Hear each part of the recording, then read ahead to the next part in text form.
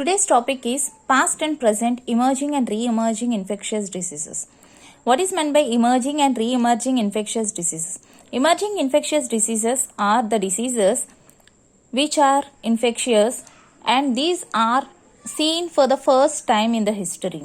Okay, the diseases which are unknown till now and which are not recognized till now comes under emerging infectious diseases.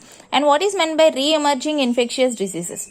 Re-emerging infectious diseases are the infectious diseases which are caused by known causative agents. Means this was already known before in the history, in the past. This disease was already seen but was caused again with another strain or mutant of the same infectious agent. Okay, so until now in the past 20 years, so many emerging and non-emerging or re-emerging infectious diseases are seen. These infectious diseases are caused by different infectious agents like bacteria, virus, vectors carrying such viruses also cause this type of infectious diseases.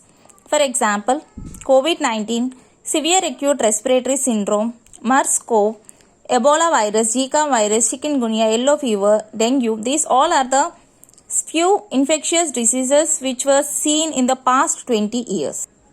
Coming to the factors which favors the development and the spread of the infectious diseases and the infectious microorganisms. Means the factors which helps for these infectious diseases spread and their disease causing microorganism. Okay, the first factor is the population growth. Means when the population growth is going on increasing, the infectious disease spread is also increased. And second one is international travel. If the international travel is increased, the microorganisms can be easily traveled from the international level and can be carried to the place from the international level. Okay, so the infectious diseases increases. And the third factor is increased worldwide transport. Means the transport and relocation of animal and food products carries few infectious microorganisms and causes diseases. Food processing changes. The changes in the food processing also increases the spread of infectious diseases. Next, the change in the human behavior and technology, and humans occupying the habitats of insects and animals. If the human occupies the habitats of insects and animals, these insects and animals which carries the infectious agents comes to the human living habitats. Okay, human habitats. So the spread of infectious diseases increases.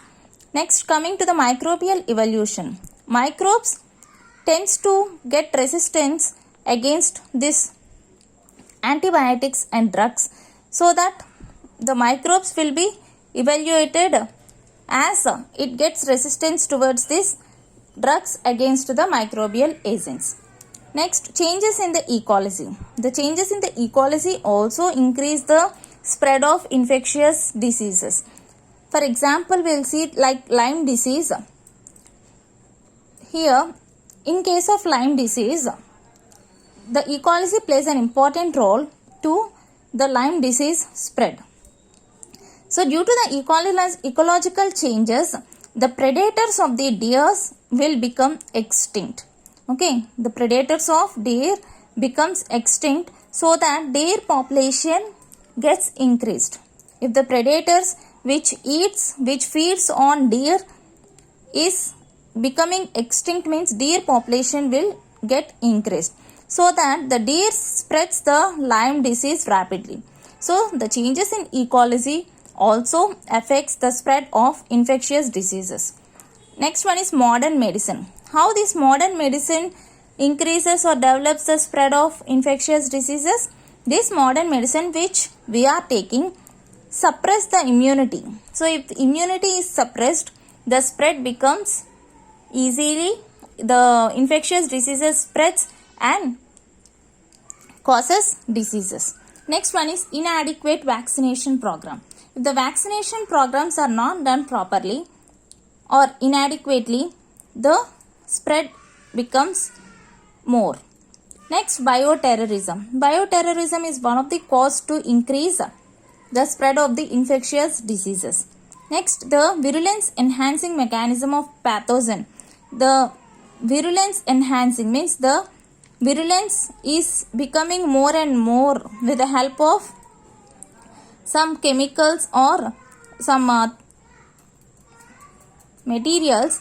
So this virulence becomes more, and such type of mechanisms happens in some pathogens. So this type of mechanism also is one of the reason for the spread of infectious diseases.